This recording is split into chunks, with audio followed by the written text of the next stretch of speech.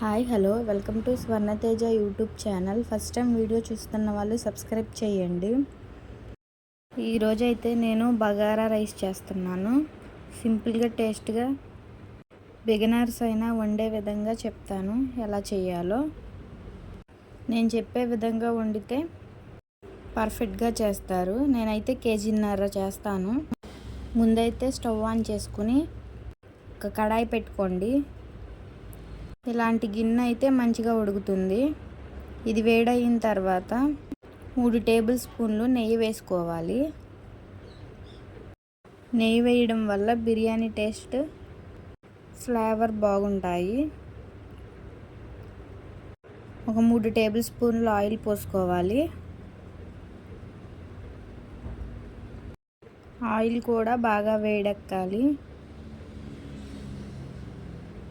ఆ తర్వాతగా సన్నగా కట్ చేసుకున్న ఉల్లిపాయలు, పచ్చిమిరకాయలు, గుప్పెడు కరివేపాకు, సన్నగా కట్ చేసుకున్న టమాటాలు, గరం మసాలా, హోల్ గరం మసాలాలు మొత్తం ఇందులో వేసేయాలి. ఇవి కొద్దిసేపు ఫ్రై అవ్వాలి. ఈ బిర్యానీ దినుసులు అనేది ఫ్రై అయితే మంచి స్మెల్ వస్తుంది. అప్పటి వరకు ఫ్రై చేసుకోవాలి. బగారా రైస్లో చికెన్ కర్రీ కానీ, రొయ్యల కర్రీ కానీ, మటన్ కర్రీ కానీ టేస్ట్ చాలా బాగుంటుంది.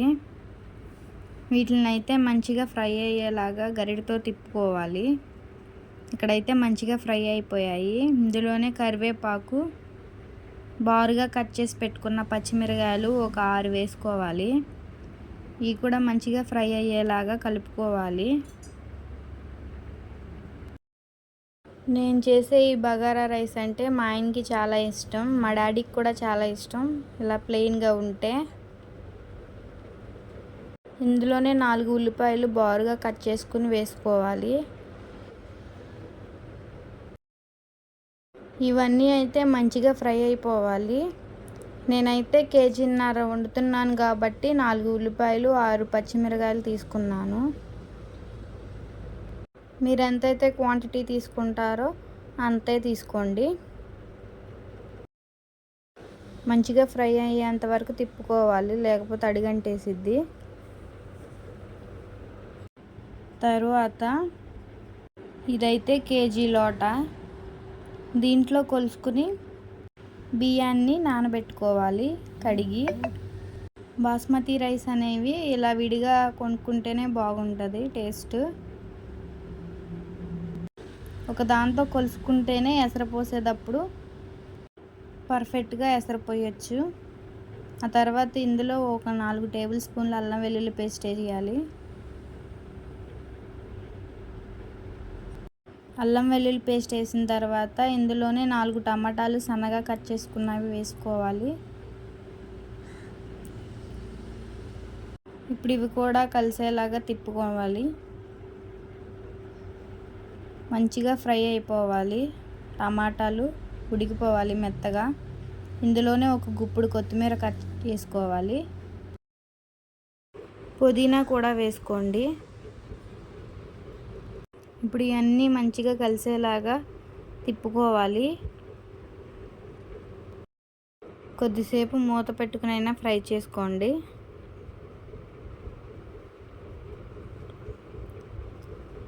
ఇక్కడైతే నాకు మంచిగా ఫ్రై అయిపోయాయి. ఇందులోనే నీళ్ళు పోసుకోవాలి. ఒక గ్లాసు బియ్యానికి 1 గ్లాసున్నర నీళ్ళు పోసుకోవాలి.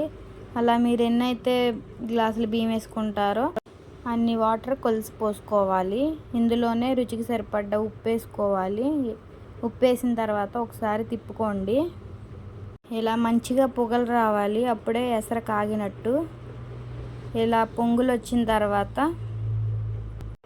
నానబెట్టుకున్న బియ్యాన్ని వేయండి. వాటర్ లేకుండా వేయాలి బియ్యం, అప్పుడే పర్ఫెక్ట్గా వస్తుంది బిర్యానీ అనేది. బియ్యం అన్నీ వేసిన తర్వాత ఒకసారి గరిటతో తిప్పుకోండి. తిప్పుకుని ఒకసారి ఉప్పు చూసుకోండి. సరిపోలేదంటే కొద్దిగా ఉప్పు యాడ్ చేసుకోవచ్చు. దీనిని హై ఫ్లేమ్లో పెట్టి ఒక 10 మినిట్స్ ఉడకనివ్వండి. ఇప్పుడు మూత తీసి చూస్తే చూడండి మంచిగా ఉడుకుతుంది. ఇప్పుడు అనేది లో ఫ్లేమ్లో పెట్టాలి.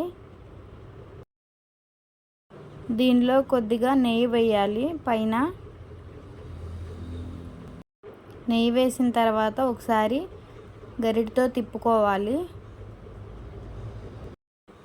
లో ఫ్లేమ్లో ఒక 5 మినిట్స్ ఉడకనివ్వాలి. ఇప్పుడైతే మూత పెట్టేసుకోండి. ఇప్పుడైతే మంచిగా ఉడికిపోయింది, పర్ఫెక్ట్గా ఉడుకుతుంది రైస్. అంతేనండి, సింపుల్గా బగారా రైస్ ఇలా చేస్తే టేస్ట్గా ఉంటుంది. ఈ బగారా రైస్ కాంబినేషన్గా నేనైతే చికెన్ కర్రీ వండుతున్నాను. ఇక్కడైతే మా నాన్న టేస్ట్ చూస్తున్నారు, చాలా నచ్చిందని చెప్పారు.